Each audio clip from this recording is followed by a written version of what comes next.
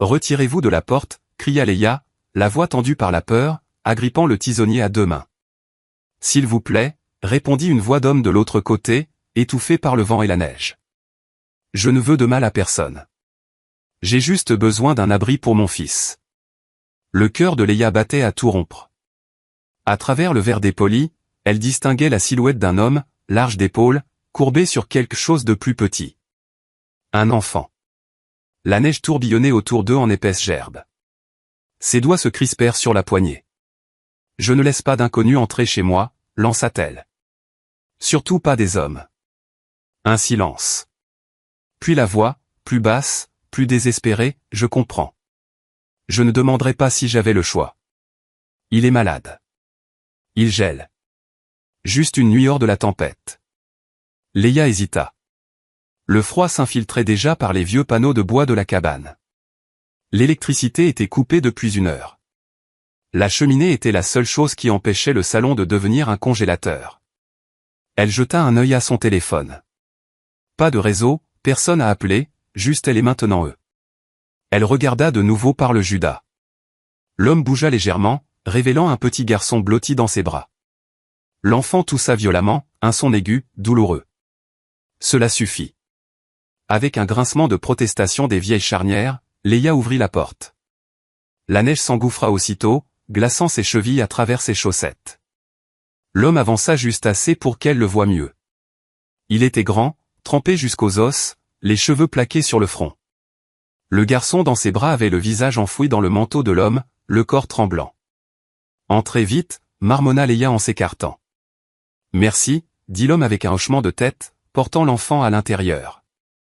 Elle referma la porte derrière eux et tira le verrou. « Asseyez-vous près de la cheminée. Ne touchez à rien d'autre. » L'homme obéit, installant doucement le garçon sur le vieux canapé, ôtant sa propre veste pour l'en envelopper. Léa observait, méfiante, toujours cramponnée au tisonnier. « Votre nom ?» demanda-t-elle. « David. »« Et voici Ellie. Il a 6 ans. Il tousse. Probablement la grippe. » Vous pensez, railla-t-elle. Vous promenez un enfant dans un blizzard. C'est plus qu'irresponsable. David baissa les yeux, écartant les cheveux mouillés du front d'Ellie. Nous n'avions nulle part où aller. Elle hésita, puis se tourna vers la cuisine. J'ai des serviettes sèches et de la soupe instantanée. C'est tout. Il hocha la tête, murmurant un merci tandis qu'elle revenait avec les serviettes. Il les prit avec gratitude et commença à sécher le garçon avec le soin tranquille d'un père. Léa observait depuis l'autre côté de la pièce, les bras croisés sur la poitrine. Elle détestait cela, l'intrusion, les souvenirs. 1 an plus tôt, elle avait fait confiance à quelqu'un qui avait frappé à sa porte avec des yeux doux et avait tout perdu. Maintenant, cet inconnu était chez elle. Et pourtant. Pourquoi êtes-vous là, d'ailleurs? Il n'y a personne à des kilomètres. La tempête est annoncée depuis des jours. David leva les yeux, ses yeux d'un brin fatigué. J'essayais d'emmener Ellie chez sa grand-mère, à 2 villes d'ici. Les routes ont été fermées derrière nous. On s'est retrouvés coincés. Puis la voiture est tombée en panne. Elle l'étudia à la lumière du feu. Il semblait ordinaire, pas dangereux, pas tout à fait honnête non plus. Il y avait quelque chose dans son regard, quelque chose qu'il ne disait pas. Mais le garçon... Ellie toussa de nouveau, faiblement. Léa expira brusquement et alla à la cuisine. Soupe au poulet, ça ira, marmonna-t-elle. Quelques minutes plus tard, elle apporta 2 mugs fumants près du feu. David la remercia doucement. Elle tendit le mug de l'enfant directement à l'homme, s'asseyant au bout de la pièce. Le silence qui suivit était lourd, mais pas hostile. Juste le crépitement du feu, le cliquetis occasionnel de la cuillère contre la céramique, le hurlement du vent dehors. Ellie s'endormit, la tête posée sur les genoux de David. Léa fixait les flammes, s'obligeant à rester vigilante. « Vous n'avez pas à avoir peur, » dit David doucement. « Je n'ai pas peur, » répondit-elle, bien que sa voix tremblât. « Vous laissez 2 inconnus entrer chez vous. Je dirais que vous êtes courageuse. Ou peut-être insensée, esquissa-t-elle un sourire. « Je dirais la même chose de moi, » rit David dans un souffle. Pour la première fois, la pièce sembla moins froide. « Une nuit, dit-elle fermement. Demain matin, la tempête devrait s'apaiser. Ensuite, vous partez. David hocha la tête. Une nuit, c'est tout ce dont nous avons besoin.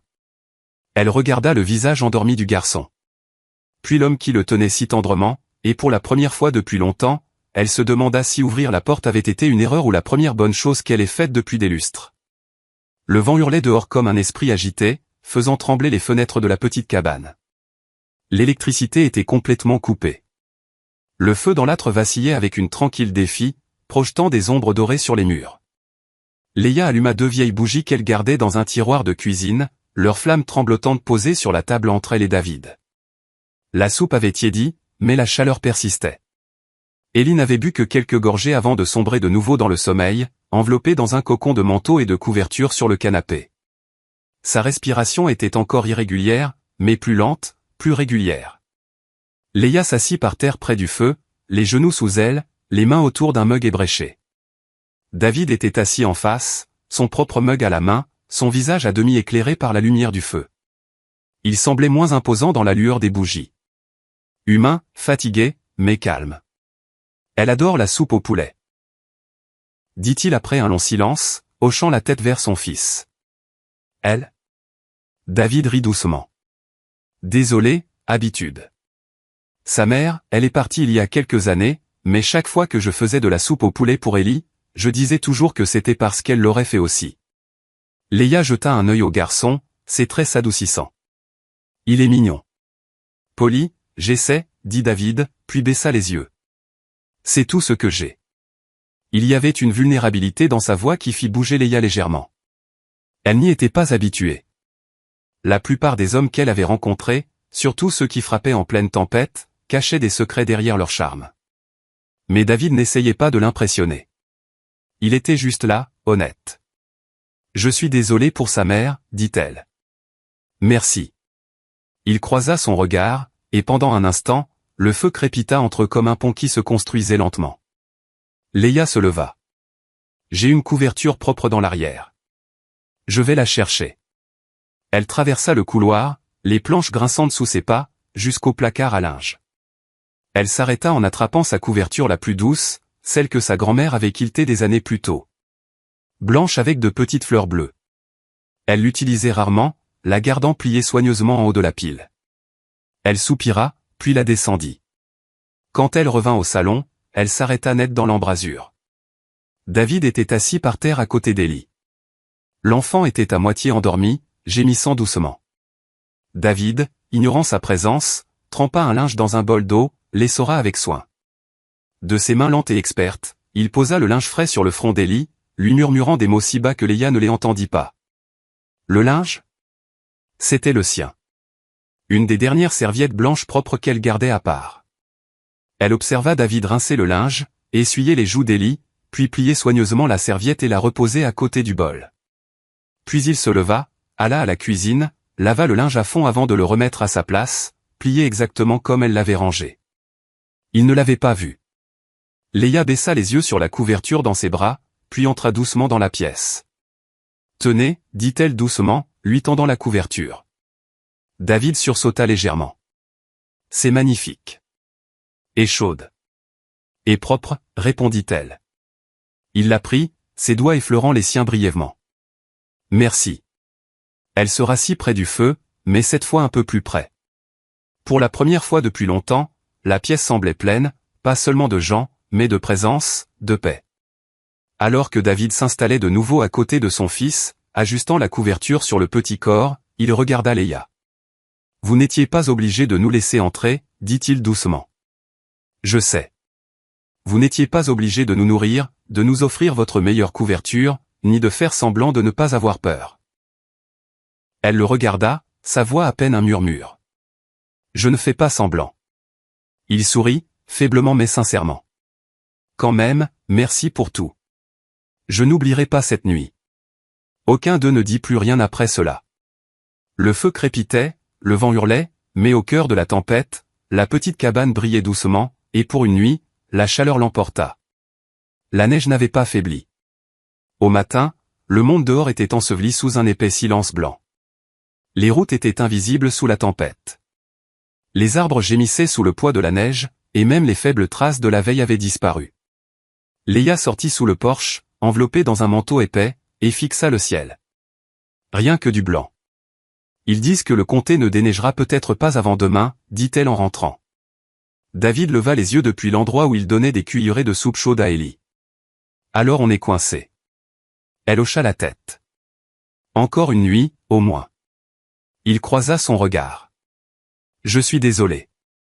Ce n'est pas votre faute, dit-elle, bien que sa voix portât une pointe de lassitude. Faisons au mieux. Ce jour-là, ils tombèrent dans un rythme qu'aucun n'avait anticipé. David proposa de couper du bois, maniant la hache avec une force et une précision nettes derrière la cabane. Léa, surprise par sa vigueur et sa maîtrise, l'observa depuis la fenêtre avant de retourner à la cuisine. Elle prépara une pâte fraîche pour des biscuits et mit une marmite de soupe maison au poulet, l'odeur de thym et d'ail emplissant l'espace. Quand une fuite apparut près de la porte arrière, David la répara avec des outils empruntés dans le vieux hangar, montant sur une chaise branlante avec des mains prudentes. Il répara la charnière de la porte de la chambre sans demander et renforça le crochet à manteau près de l'entrée, souriant quand Léa haussa un sourcil. « Vous êtes habile, nota-t-elle. »« Des années à réparer ce que je ne pouvais pas me permettre de remplacer, » répondit-il. La toux d'Ellie persista toute la matinée. Son front était de nouveau chaud. Léa n'hésita pas. Elle prépara du thé au gingembre avec du miel, le refroidit à une température suréteint la tasse pour qu'il boive. Elle humidifia un linge d'eau tiède, vérifiant sa température avec des doigts doux. Quand il devint agité, elle sortit un ours en peluche fané, bien aimé, d'une boîte dans sa chambre. Elle s'assit à côté de lui sur le canapé, murmurant des histoires en essuyant ses joues. « Ça va, mon cœur » murmura-t-elle, lissant ses cheveux. « On va te remettre. » David, observant en silence depuis la cuisine, ne dit rien, mais sa mâchoire se crispa.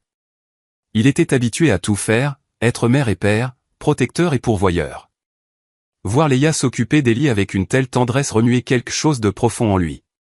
Elle n'avait aucune obligation, aucune raison. Pourtant, elle était là, à genoux sur le parquet à côté d'un garçon qui n'était pas le sien, chantonnant doucement en essuyant la sueur de son front.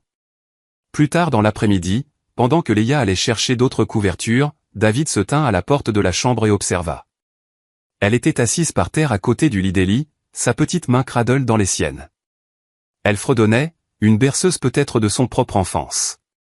L'ours en peluche était blotti à côté de lui. Ses cheveux dorés tombaient en avant alors qu'elle se penchait pour poser sa main sur son front. Chaque geste était empreint de soin, de présence. La gorge de David se serra. Il se détourna avant qu'elle ne voie ses yeux piqués. Ce soir-là, alors que le vent hurlait dehors et que la cabane brillait de lumière de feu, tous trois se réunirent dans le salon. Léa raconta un conte de fées, quelque chose sur une fille courageuse qui domptait une tempête de neige avec rien d'autre que la gentillesse. Sa voix dansait dans la pièce et Ellie applaudit quand elle finit. David fit des animaux avec des bouts de papier, ses tentatives maladroites mais attachantes. Ellie rit quand une élan en papier au bois asymétrique bascula. Puis Ellie sortit un petit carnet et des crayons de couleur que Léa lui avait donnés. Il dessina avec fureur, la langue tirée de concentration. Quand il eut fini, il arracha la page et la brandit fièrement. « C'est toi, dit-il, pointant une figure dorée. En train d'ouvrir la porte. » Le dessin représentait une cabane enneigée. Un homme grand et un petit garçon dehors. Une femme, Léa, ouvrait la porte, une lumière dorée se répandant derrière elle. Il le scotcha au mur avec un bout de ruban adhésif restant. « C'est ma deuxième maison, déclara-t-il. » Léa fixa le dessin, incapable de parler. David la regarda, pas avec gratitude cette fois, mais avec quelque chose de plus profond. La façon dont ses doigts effleuraient les cheveux d'Ellie, la chaleur qu'elle mettait dans tout ce qu'elle faisait, sa force tranquille. Il sourit, et pour la première fois depuis très, très longtemps, il sentit les débuts fragiles, effrayants de quelque chose qu'il ne s'était plus permis de ressentir depuis des années. L'espoir. La tempête était passée. Le soleil se leva faiblement derrière les nuages, jetant un éclat gris argenté sur les arbres gorgés de neige. Léa se tenait à la porte de la cabane, déjà vêtue de son manteau épais et de son écharpe, ses bottes de travail crissant légèrement sur le porche. L'air était encore vif, mais gérable, les routes pourraient enfin être déneigées. À l'intérieur, David et Ellie dormaient encore, blottis ensemble sur le canapé, respirant doucement dans la lumière matinale. Léa hésita à la porte. Elle voulait dire quelque chose, n'importe quoi. Demander s'il serait encore là à son retour, leur offrir une autre nuit. Mais les mots pesaient dans sa gorge. C'était son premier service depuis des jours. Elle ne pouvait pas se permettre de le manquer. Elle laissa donc le feu attisé, du bois supplémentaire près de l'âtre, et un petit mot sur le comptoir de la cuisine. De retour à 16 heures. Faites comme chez vous. Quand elle arriva au dîner de la ville, où elle travaillait à mi-temps, ses pensées dérivèrent constamment vers eux. Chaque fois que la cloche au-dessus de la porte tinta, elle leva les yeux, mais ce n'était jamais David, jamais Ellie. Quand son service finit, elle courut presque pour attraper la navette vers la montagne. Le ciel virait à l'orange quand elle arriva à sa cabane. Le porche était silencieux, pas d'empreinte dans la couche de neige fraîche, pas de rire de l'intérieur. Son cœur sombra. Elle poussa la porte. Le feu était bas, mais encore vivant. Les couvertures étaient pliées soigneusement. La vaisselle dans l'évier était lavée et séchait. La pièce était propre, presque intacte. Ils étaient partis. Une douleur aiguë naquit dans sa poitrine. Sur la table de la salle à manger gisait un papier plié, lesté par quelque chose de petit et lisse. Elle s'approcha lentement. Le papier était crème, finement ligné. Son nom n'y était pas, mais elle savait qu'il était pour elle. Elle le déplia.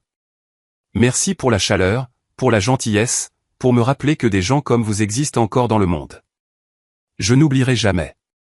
Pas de signature, juste une ligne en dessous, écrite d'une main plus douce, presque hésitante. Vous avez aidé plus que vous ne savez. À côté du mot, une carte noire. Pas de nom, pas de banque, juste une petite puce et une bande de chiffres. Elle la prit, le cœur battant. Elle était plus lourde qu'une carte ordinaire, lisse, mystérieuse. Une carte noire, du genre que seuls les ultra-riches portent. Elle la fixa, abasourdie. La confusion d'abord, puis l'incrédulité, puis quelque chose qu'elle ne pouvait nommer. Elle la reposa lentement et s'assit au bord du canapé où David s'était assis la nuit précédente, racontant des histoires à son fils. Ses doigts serrèrent le mot. Il était parti sans au revoir, sans explication, sans qu'elle puisse dire ce qui avait commencé à grandir dans sa poitrine. Elle n'avait pas attendu que cela fasse si mal. Elle pensait qu'elle ressentirait du soulagement, de l'espace pour respirer. Sa maison lui revenait, mais à la place, elle ressentait un vide lancinant, comme si quelqu'un avait ouvert une porte dans son cœur et s'était éclipsé avant qu'elle ne sache qu'il était entré. Ses yeux brûlèrent. La cabane était silencieuse, et pour la première fois depuis longtemps, Leia pleura. Pas de peur, pas de douleur, mais de l'absence de quelque chose qu'elle n'avait pas attendu trouver, et de ne pas savoir si elle le reverrait un jour. Le lendemain matin, Leia faisait la queue à la seule banque de la ville, la mystérieuse carte noire serrée dans la poche de son manteau. Son souffle embuait les portes vitrées en attendant. Tout le trajet, son esprit avait livré bataille. Une part hurlant de l'utiliser, l'autre s'accrochant à la seule chose à laquelle elle s'était toujours cramponnée. La fierté. Quand son numéro fut appelé, elle s'approcha du guichet d'un pas hésitant. « Je l'ai trouvé, dit-elle, posant la carte doucement sur le comptoir. Je veux juste savoir à qui elle appartient. » L'employé lui lança un regard étrange, mais tapa quelques chiffres. Après quelques secondes, ses sourcils se haussèrent légèrement. « C'est un compte privé, dit la femme prudemment. Pas de nom public. Statut haut de gamme. Je ne peux pas divulguer de détails, mais celui qui vous l'a donné doit vous faire énormément confiance. Je ne veux pas l'argent, dit vite Leia. Je ne suis pas là pour l'utiliser. Je voulais juste savoir. La femme hocha lentement la tête et fit glisser la carte en arrière.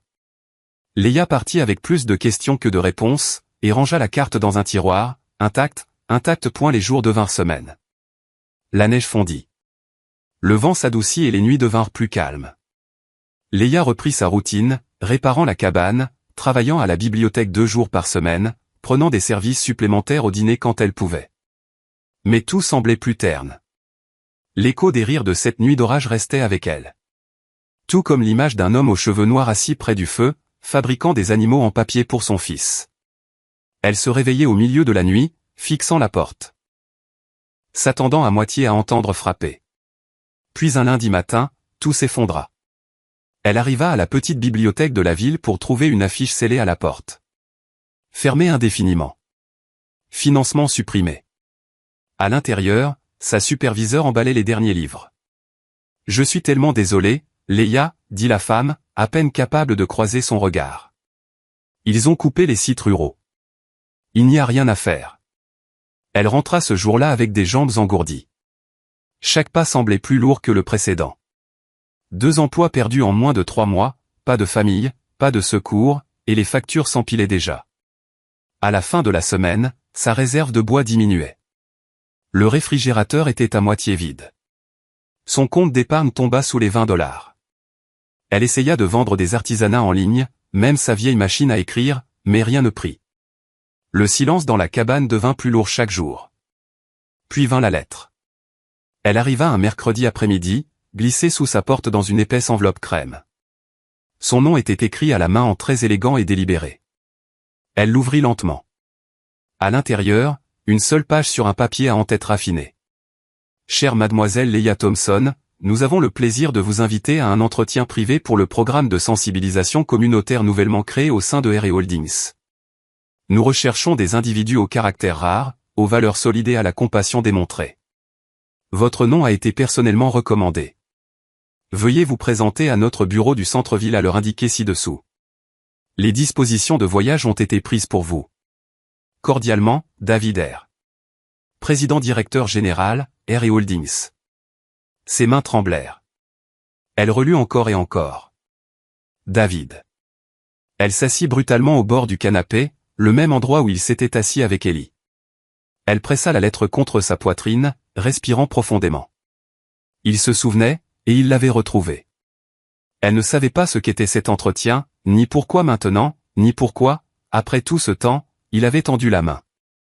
Mais une chose était certaine. Son histoire avec David n'était pas finie. Leia se tenait dans le hall de l'immeuble de verre étincelant, les sols de marbre poli reflétant ses bottes encore tachées de boue de la route de montagne. Le plafond s'élevait au-dessus d'elle, bordé de lumière dorée, et les gens autour d'elle se déplaçaient avec une détermination discrète en costumes élégants et talons nets. Elle se sentait comme une étrangère en terre inconnue. Serrant la lettre d'invitation d'une main, elle s'approcha de la réceptionniste. « J'ai un rendez-vous avec RE Holdings. Je m'appelle Leia Thompson. » La femme sourit chaleureusement. « Oui, nous vous attendions. Prenez l'ascenseur jusqu'au 32e étage. Monsieur Rivera vous y accueillera personnellement. » Leia cligna des yeux. « Monsieur Rivera. »« Oui. » dit la réceptionniste, déjà en train de composer quelque chose sur son oreillette. « C'est le PDG. » Elle entra dans l'ascenseur, le cœur battant. Les chiffres au-dessus des portes montaient. Chaque étage ramenait un souvenir. Ellie riant près du feu. David lui tendant de la soupe, sa voix la remerciant dans le silence d'une nuit enneigée. Quand les portes s'ouvrirent, l'espace devant elle était calme, élégant. Une femme en robe bleu marine la guida poliment vers un grand bureau aux parois de verre. Et il était là. David se tenait près de la fenêtre, grand et posé dans un costume anthracite. Il lui tournait le dos, mais quand elle entra, il se retourna. Leurs regards se croisèrent. Le temps, un instant, s'arrêta. Il sourit. Chaud, stable, familier. Leia. Elle inspira. David. Il s'avança, les mains détendues le long du corps. Il semblait le même, mais différent, plus fort d'une certaine façon, plus maître de lui, mais avec la même gentillesse tranquille dans les yeux. « Je me demandais si vous viendriez, dit-il. »« Vous m'avez invité, répondit-elle, la voix douce. »« J'espérais que vous diriez oui, dit-il doucement, puis désigna le petit coin salon près de la fenêtre. »« Asseyez-vous, je vous en prie. » Elle s'installa dans le fauteuil, serrant légèrement les accoudoirs. Il alla à une étagère proche, en tira un dossier plat et le lui tendit. À l'intérieur, une seule feuille, un dessin d'enfant. La cabane dans la neige, un homme grand, un petit garçon, et une femme blonde ouvrant la porte. Ses yeux s'écarquillèrent. « Vous l'avez gardé » murmura-t-elle. « Je l'ai pris » avoua David. « Ce matin-là, je savais qu'Ellie voudrait que je le garde. Il vous a appelé notre ange cette nuit-là. Je voulais garder un morceau de ce que cette nuit a signifié. » Elle leva les yeux vers lui. David s'assit en face, penché en avant. « Je ne vous ai pas dit qui j'étais. Je n'avais pas prévu d'apparaître cette nuit-là, mais j'ai passé le mois depuis à essayer de trouver comment rembourser quelque chose qui ne peut l'être. Leia secoua lentement la tête. Je n'ai rien fait d'extraordinaire. Vous nous avez donné un abri, de la dignité.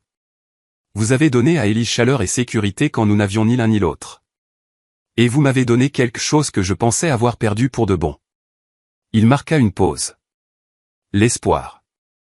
Elle ne parla pas, ses mains serrant le dessin. David continua, la voix stable. Je pensais que la seule façon de construire quelque chose de durable était par le pouvoir, le contrôle. Mais vous m'avez rappelé à quoi ressemble la vraie force. Silencieuse, courageuse, gentille.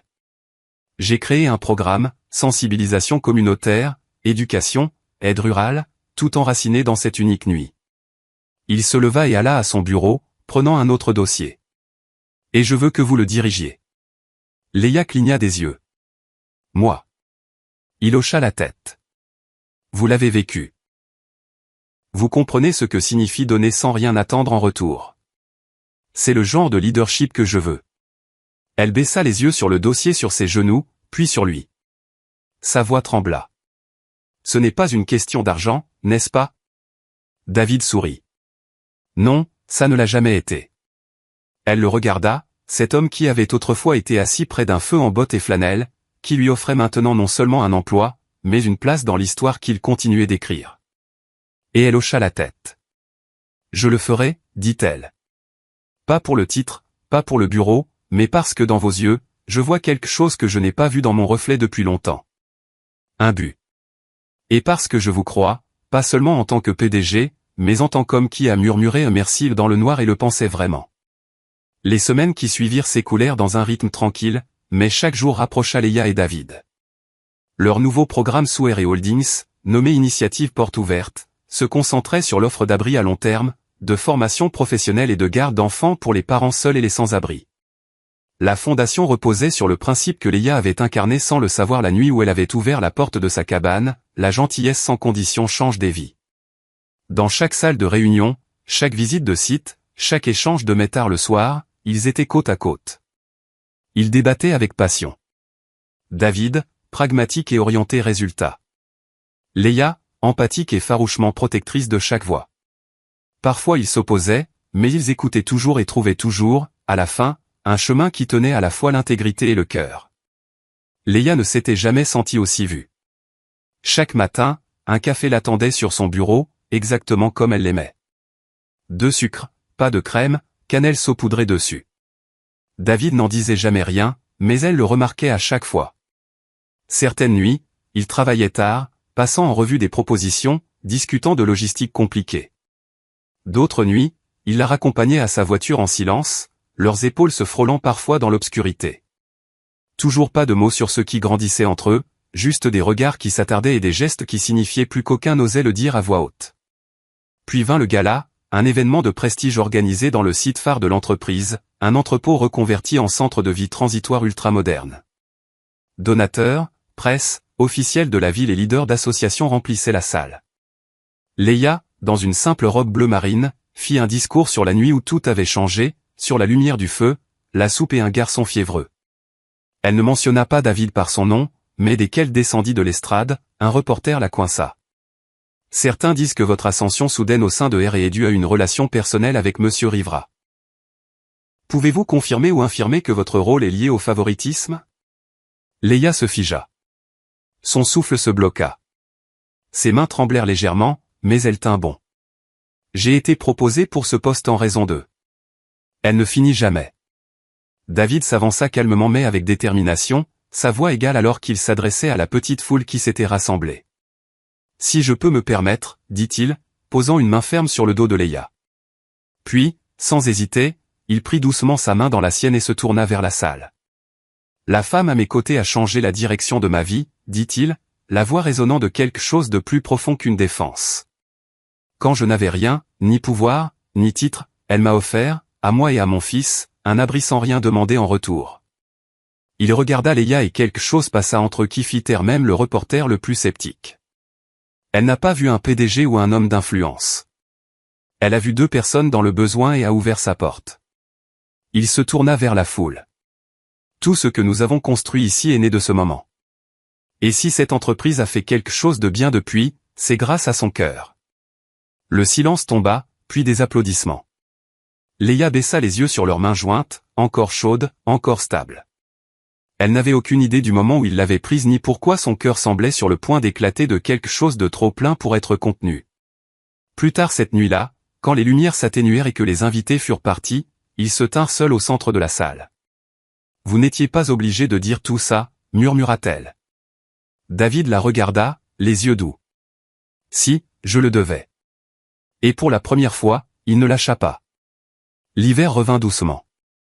La neige tombait comme de la soie, couvrant les sapins et les routes sinueuses d'une grâce silencieuse. Au bout d'une de ces routes se dressait la vieille cabane, plus oubliée, maintenant restaurée avec amour.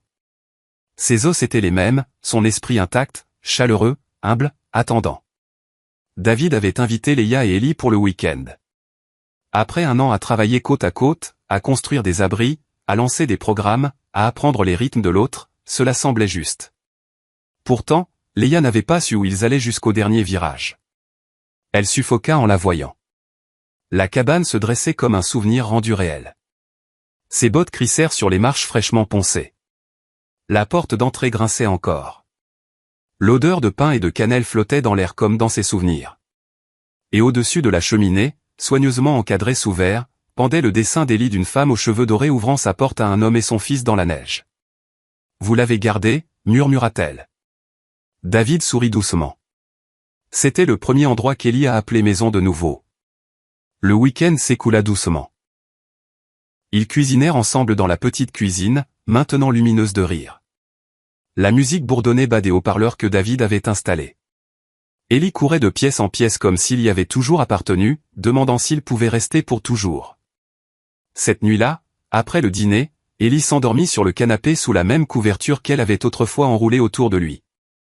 Leia sortit sur le porche, les bras croisés contre le froid, regardant la neige tomber. David la rejoignit en silence. Après une longue pause, il se tourna vers elle. « Voulez-vous venir avec moi un instant ?» Elle le suivit jusqu'aux marches où la lumière chaude se répandait de la cabane derrière eux. Il glissa la main dans la poche de son manteau et s'agenouilla, non dans un grand hall, mais sur l'endroit exact où elle avait autrefois ouvert sa porte pour lui. Il tendit une simple bague en argent. À l'intérieur de l'anneau, 6 petits mots. « Merci d'avoir ouvert la porte. » Ses yeux rencontrèrent les siens. « Je croyais ne pas mériter une famille, dit-il doucement. Que ce que j'avais perdu ne pouvait être retrouvé. Mais vous, vous avez changé cela avec vos mains, votre cœur.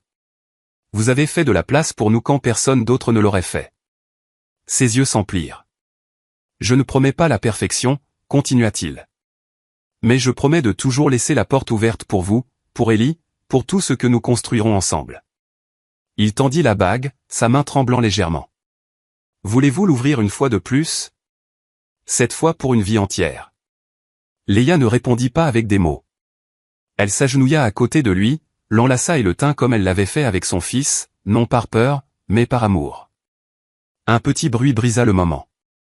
Ellie se tenait dans l'embrasure, frottant ses yeux ensommeillés. « Mademoiselle Leia. Maman, tu as fait sourire papa comme la première nuit. » David rit, serrant Leia plus fort.